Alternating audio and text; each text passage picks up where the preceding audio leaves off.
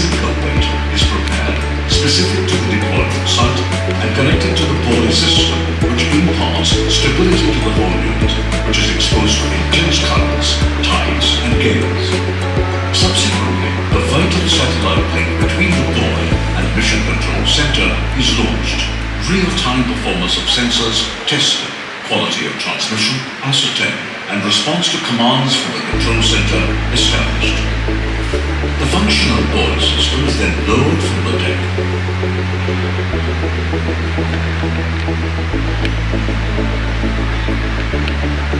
Followed by paying off the mooring ropes.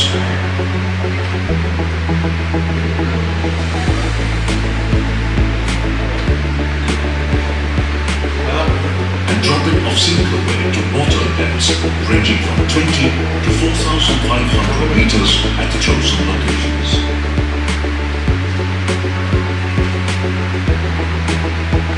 The challenge is often accomplished by working round the clock, unmindful of the rough sea or inhospitable weather to keep pace with the scarce ship time. Periodical maintenance by dedicated cruisers is yet another daunting, repetitive errand imposed on the Team OOS, ensuring preparedness and utility to the nation at all times. Team OOS also has forayed into innovations like wind-powered green buoy system, indigenous data acquisition system (IDAS), dual communication system through INSAT and IMARSAT for tsunami buoys, Ardash, indigenized Omnibuoy Prakriti, new generation buoy Sagar Bhumi, Aquaot, variable buoyancy, aquatic glider, and advanced data reception and analysis system address.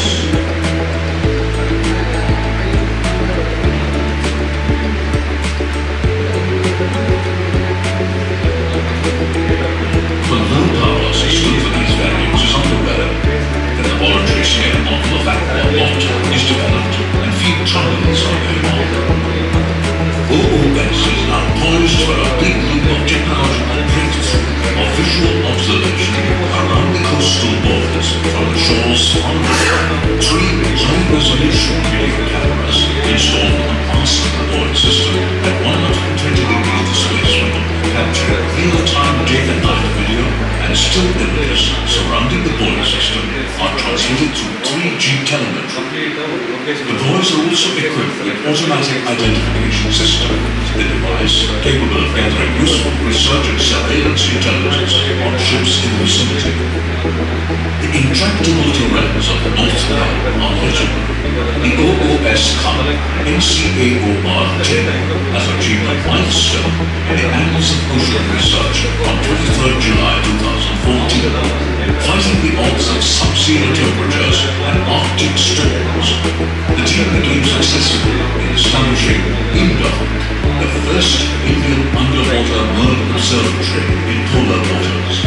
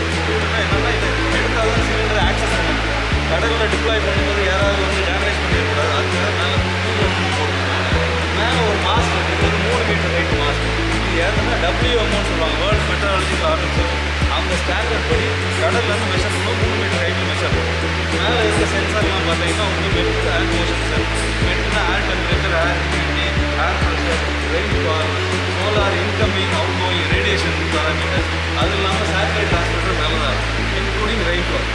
இதில் கடல் மட்டத்தில் பார்த்தீங்கன்னா wave measure பண்ணும், wave height, வேவோட period, வேவோட direction, இதெல்லாம் measure பண்ணும்.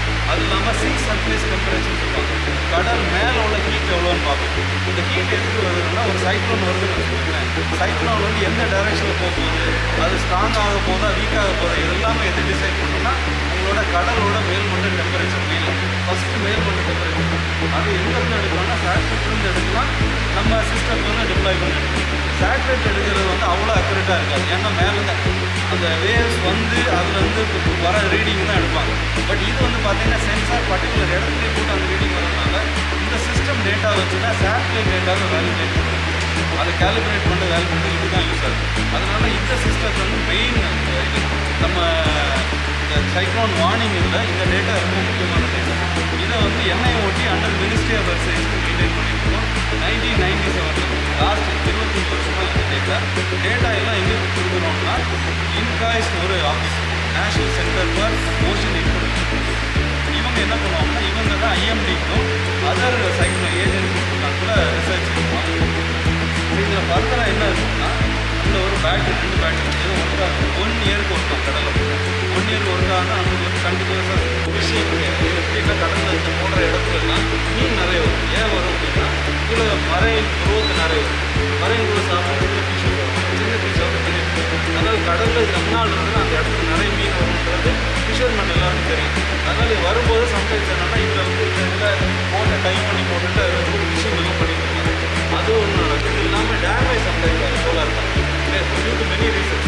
Like cyclone pass டைமில் கடல் ரொம்ப இதாக இருக்கும், அது இல்லைன்னா இந்த சைக்கிள் சோலார் பேனல் இல்லைன்னா சார்ஜ் ஆகிடும் பேட்டரி. ஸோ அந்த டைமில் என்ன ஸ்டாப் ஆகிடும். அதுக்காக என்ன பண்ணுவோம்னா ப்ரைமரி பேட்டரி, லித்தியம் பேட்டரி இருக்கு இல்லையா, அது ப்ரைமரி பேட்டரி சார்ஜ் பண்ண முடியாது. பட் என்னென்னா அது வந்து எனர்ஜி டென்சிட்டி ஜாஸ்தி, அதாவது சின்ன சைஸில் நிறைய பவர் சின்னதாக தான் இருக்கும். ஸோ இது என்னென்னா இதில் சார்ஜிங்கில் ஏதாவது ப்ராப்ளம் கொடுத்துன்னா இது சுவிட்சை வந்து ப்ரைம் ஆட்டோமேட்டிக், அது ஒரு 2-3 மாதத்துக்கு வரும்.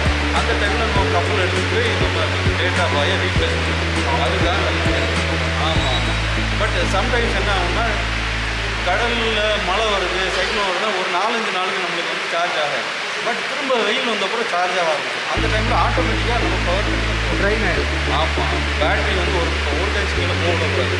அதுக்கு கீழே போச்சுன்னா பேட்டரி திரும்ப பவர் பண்ண 400-500 கிலோமீட்டர் சார். இந்த லொக்கேஷனில் பார்த்தீங்கன்னா நாட்டுக்கு மைல் நாட்டுக்கு என்ன இருக்கும். ஆமாம், இப்போ நம்ம போட்டுக்கிறது Arabian Sea, bay of Bengal sir.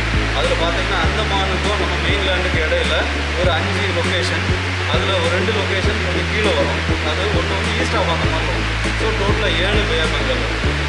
5 location கொஞ்சம் மேலே பே ஆஃப் பெங்காலில் மெயின் இருக்குது, கொஞ்சம் கீழே அதாவது இந்த ஸ்ரீலங்காவுக்கு இது பாருங்க லொக்கேஷன் அங்கே காட்டுறேன், அதில் ஒன்று அந்தமானுக்கு அந்த சைடில் வரும். ஸோ டோட்டலாக 7 இருக்குது இங்கே பே ஆஃப் பெங்கால். அரேபியன் சீல 5 லொக்கேஷன் மேலேருந்து கீழே வரைக்கும் ஒரு 5 பாதி. இது வந்து டேட்டா பர், அதான் நான் சொன்ன சென்சார்லாம் போட்டுருக்கேன். இதே இது போஸ்ட் லொக்கேஷன் டீபோஸ்ட் டேட்டா வரதுன்னா உங்களுக்கு எது வழியாக வந்தாலும் சேட்டலைட் ரியல் டைமில் ஒன்று டேட்டா வந்து ஸ்டோர் பண்ணி 1 இயர் கழிச்சு வருது டேட்டா இல்லை. அந்த டைமில் என்ன டேட்டா இருக்கும், அதாவது எப்படின்னா நாங்கள் வந்து 5:30 காலைல 5:30 8:30 11:30 அடுத்தது பார்த்தீங்கன்னா 2:30 திரும்ப 5:30 இப்படி ஒரு சைக்கிளில் ட்ரான்ஸ்ஃபர் பண்ணி இந்த டேட்டா ரியல் டைமில் அப்படியே வந்து இன்காய்ஸ் போயிடும். அந்த மாடல்ஸ் எல்லாம் அந்த மாடலில் ரியல் டைம் டேட்டா ஃபீட் பண்ணிடுவோம். ஃபீட் பண்ணி உங்களுக்கு வந்து ப்ரெடிக்ஷன் ஃபோர்காஸ்டிங் இதுக்கு தான் அதை போட்டோம். அந்தந்த ஏரியாவுக்கு டேட்டா கிடைக்குமா அந்தந்த ஏரியாவில்? ஆமாம், நம்ம மொத்தமாக கலெக்ட் பண்ணிடுவோம் சார். அதாவது எந்தெந்த பாய் எந்தெந்த லொக்கேஷனில் போட்டுருக்கீங்களோ அந்த லொக்கேஷனில் ஒரு டேட்டா போயிடும். இப்போ நம்ம எல்லா இடத்துலையும் போட முடியாது, அதான் ஸ்பெசிஃபிக்காக 4 லொக்கேஷன் செலக்ட் பண்ணி எங்கெங்கே போடணும் அங்கே போடணும். டோட்டலாக 12 டீபோஸ்ட் லொக்கேஷன் இருக்குது. 3 கோஸ்ட்னா என்னென்னா ஒன்று அந்தமானில், இன்னொன்று லட்சத்தீவில், இன்னொன்று நம்ம சென்னையில் இருக்குது. ஸோ 3 கோஸ்ட் லொக்கேஷன் இருக்குது. இது இல்லாமல் சுனாமி வந்து 7 லொக்கேஷன். சுனாமி வாய் பார்த்தீங்கன்னா எங்கே போடுவோம்னா எங்கே வந்து உங்களுக்கு வந்து சுனாமி ஜெனிக் ரீஜன் சொல்லுவாங்க, எங்கே உங்களுக்கு ஃபால்ட் லைன் அந்த டெக்டானிக் பிளேஸ் ஜாயின் ஆகுது அந்த இடத்துல போடும். நம்மளுக்கு எங்கே இருக்குன்னா மெயின்லேண்டும், அதாவது இந்தியா மெயின்லேண்டும் அந்த மாதிரி இந்தியும் ஒரு லைன். இது இல்லாமல் குஜராத்துக்கு குஜராத் ஒரு லைன். ஸோ அங்கே 2 பாய் அரேபியன் சீல, இங்கே அந்த லைனில் 5 பாய் போடும். ஸோ இந்த சுமந்திரா இதெல்லாம் வந்ததுன்னா இமீடியட்டாக நம்ம இல்லை சென்னை பக்கத்தில் கிடையாது. அது வந்து அந்தமானுக்கு தான் மிடில் ஒரு லைன். அது இந்த இந்தோ பர்மா பிளேட்னு சொல்லுவாங்கல்ல, அது இன்பிட்வீன். அந்த சுமத்ரா அந்த இதில் போகிறோம். சுமத்ரா நீங்கள் கீழே போனீங்கன்னா அந்த பிளேட். ஸோ இதெல்லாம் கவர் பண்ணி நம்ம கிட்ட 5 பாய்ஸ் பே ஆஃப் பெங்கால். இது எப்படி மெஷர் பண்ணணும்னா, கீழே உங்களுக்கு வந்து பாட்டம் ப்ரெஷர் ரெக்கார்டு பண்ணுறது யூனிட், அது சென்சார் சொன்னாங்க, அதை சீட் பண்டிலே வச்சுக்கோங்க. அதுக்கும் பாய்க்கும் பக்கத்தில், அதாவது சீட் பண்டிலே பாயோட ஆங்கர் இருக்கும், இந்த பிபிஆர் பக்கத்தில் இருக்கும். அது அதில் பார்த்தா தெரியும், மேலே இருக்குது. அந்த இடத்துல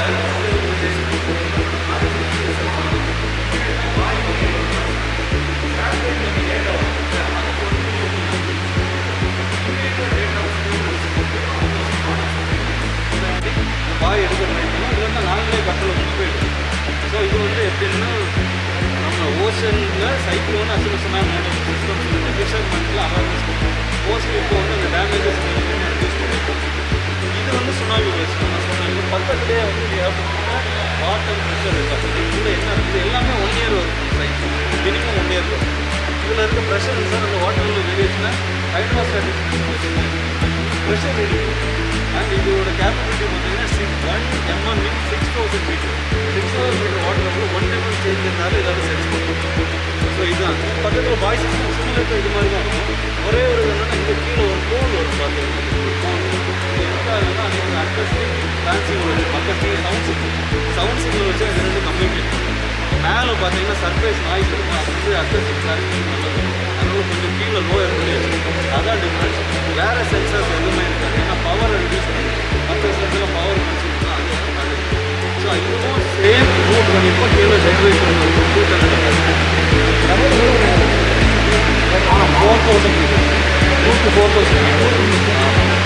சில லொக்கேஷன் மாறும், 2000 3000 மாறும். Max defence location.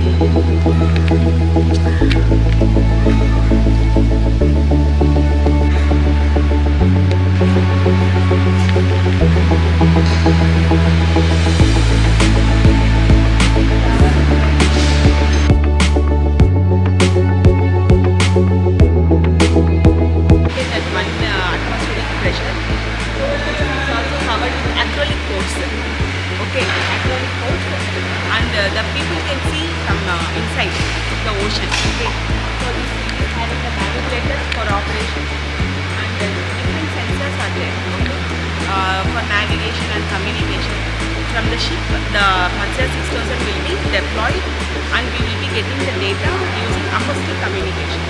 So acoustic transponders will be mounted on the Matsya vehicle, and in the ship also acoustic transponder will be there, so that we will be receiving the data, and transmitters and pilot also will be speaking through acoustic telephone. Okay, this will be having the range of 10 kilometers to 12 kilometers range, and the vehicle is yes, under ocean. So the vehicle is decorated for 6,000 meters. So if you see here, this is the map. So here this is our ship actually. So on ship the mission control center will be there.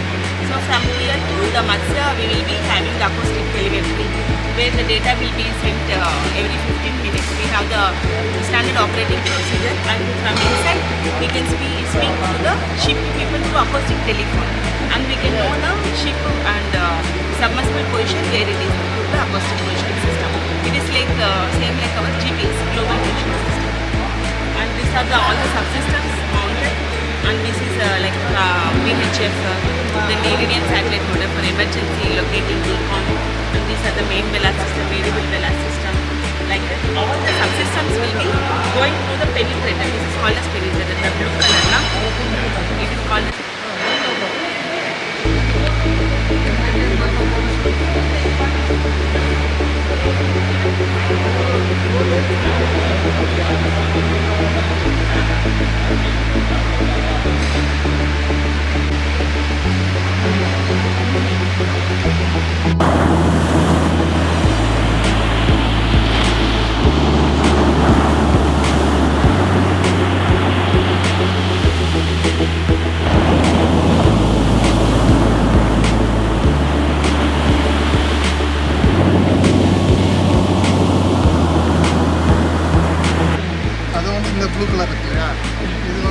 Exhaust system. So இதுக்குள்ள வந்து தண்ணி வந்து உள்ளே வந்து மீன் அதில் ஒரு valve இருக்கும். Valve திறந்தா தண்ணி உள்ளே போயிடும். தண்ணி உள்ளே போகிறப்போ வந்து நெகட்டிவ் பாயிண்ட் ஆகிடும். நெகட்டிவ் பாயிண்ட் ஆகிறப்போ லைக் இது வந்து வெயிட் வந்து கீழே போயிட்டே இருக்கும். ஒரு பர்டிகுலர் டெப்த்து போனதுக்கப்புறமா உள்ளே வந்து நம்ம வந்து நிறைய வெயிட்ஸ் வச்சுருப்போம். அதே பேர் வந்து சர்வீஸ் ட்ராப் வெயிட்னு சொல்லுவாச்சு. அந்த வெயிட்டை வந்து ரிலீஸ் பண்ணிடுவாங்க. ஸோ தட் வெயிட்டோட ஸ்பீட் வந்து கம்மியாகிடும். ஸோ கம்மியானதுக்கப்புறமா திருப்பி ஸ்டில் அந்த வெயிட் வந்து கீழே போயிட்டே இருக்கும். தென் நம்ம ஒரு சப்போஸ் 500 மீட்டர்ஸ் வாட்டர் டெப்த்து போகிறோன்னா ஒரு 450 இல்லைனா வந்து லைக் 485 இந்த டெப்த்து போனோன்னா இன்னும் ஒரு drop weight service drop weight சொல்லுவோம். இது வந்து லைக் வந்து ஒரு டம்மி வெயிட் வச்சு அதே திருப்பி ட்ராப் பண்ணோன்னா வெயிட் வந்து நியூட்ரல் பாயிண்ட் வந்துடும். நியூட்ரல் பாயிண்ட்னா வெயிட் வந்து மேலேயும் போகாது கீழேயும் போகாது, அந்த ஸ்டேட் வந்துடும். சரி, இதோட வேலை என்ன? இதோட வேலை என்ன? இது வந்து ஆழ்கடல் மினரல் ரிசோர்ஸஸ் அவைலபிள்னு சொல்லணும். ஆக்சுவலி அது ரியலி அவைலபிளாக இருக்கான்னு பார்க்குறதுக்கு இதர் நீங்கள் வந்து மேன் சம்மர்ஸ் யூஸ் பண்ணிக்கலாம், வந்து அன்மேன் வெஹிக்கிள் யூஸ் பண்ணிக்கலாம். 3 பேர் போகலாம். ஸோ இந்த ஸ்பியர் வந்து 2.1 மீட்டர்ஸ் டயமீட்டர் ஆக்சுவலி. இதில் வந்து 3 பேர் உள்ளே போக முடியும். ஸோ 3 பேரும் வந்து வெளில பார்க்குறதுல 3 வியூ போர்ட்ஸ் இருக்கும். ஸோ இதில் வந்து பேசிக்கலி இம்பார்ட்டன்ட் திங் என்னென்னா அந்த 3 பேருக்கான ஆக்சிஜன் உள்ள கேரி பண்ணுவோம். ஆக்சுவலி சேம் டைம் வந்து அந்த அவங்க ப்ரீத் அவுட் பண்ணுற CO2 ரிலீஸ் பண்ணுவாங்கல்ல, அதை வந்து அதையும் அப்சர்வ் பண்ணும். அதுக்கான எக்யூப்மெண்ட்ஸ் எல்லாமே அப்படி எவ்வளோ நாள் இருக்கலாம்? இது வந்து 96 ஹவர்ஸ். 96 hours. ஆக்சுவலி வந்து மிஷன் டியூரேஷன் பார்த்தீங்கன்னா 12 ஹவர்ஸ் தான். பட் இன் கேஸ் ஆஃப் எமர்ஜென்சினா 108 ஹவர்ஸ். பட் இங்கே 96 போட்டு போகும். But it is 108 hours. இதான் வந்து ஷிப் ஆக்சுவலி. இந்த ஷிப்பில் இருந்தால் வந்து இது இறக்குறாங்க. ஸோ இதை வச்சு தான் லான்ச்சிங்